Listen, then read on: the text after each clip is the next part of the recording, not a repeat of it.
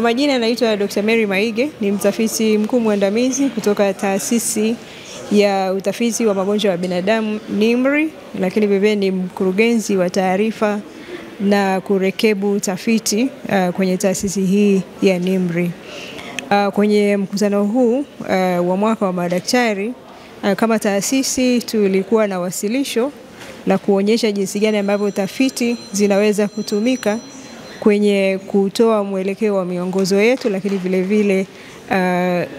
jinsi ya utoaji huduma kwenye hospitali zetu. Kwa katika vitu ambavyo tuliwasilisha kwenye mkutano huu ni utafiti wa majumuisho wa kuangalia tafiti zote ambazo zimefanyika ndani ya nchi ambazo zilikuwa zinaangalia usugu wa dawa ili kuweza kutoa mapendekezo kwa ajili ya jinsi gani ya kuweza kupunguza lakini kuzuia pia hili tatizo la usugu wa dawa ambao limeenda likiongezeka.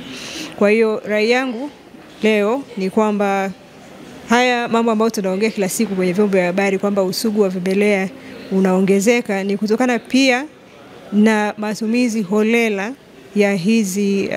dawa ambazo zinatibu vimelea vya magonjwa, zaidi tunasema zile antibiotics. Kwa tunashauri na tumekuwa tukishauriana pia kwenye kikao hichi kama wataalam kuhakikisha basi haya matumizi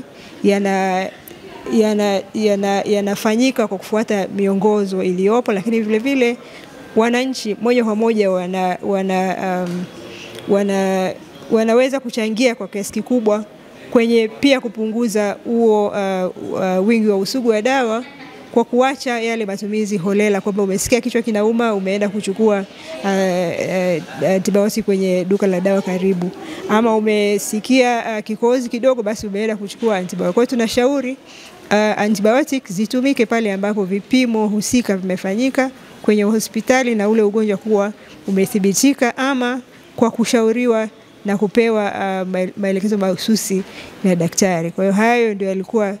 mazungumzo makubwa ambayo tumeyafanya na kuendelea kuhakikisha kwamba sisi kama madaktari tunatoa huduma kwa uweledi zaidi na kufuata hiyo miongozo basi ili kuweza pia kwa upande wetu kuchangia kwenye kupunguza huo usugu wa dawa.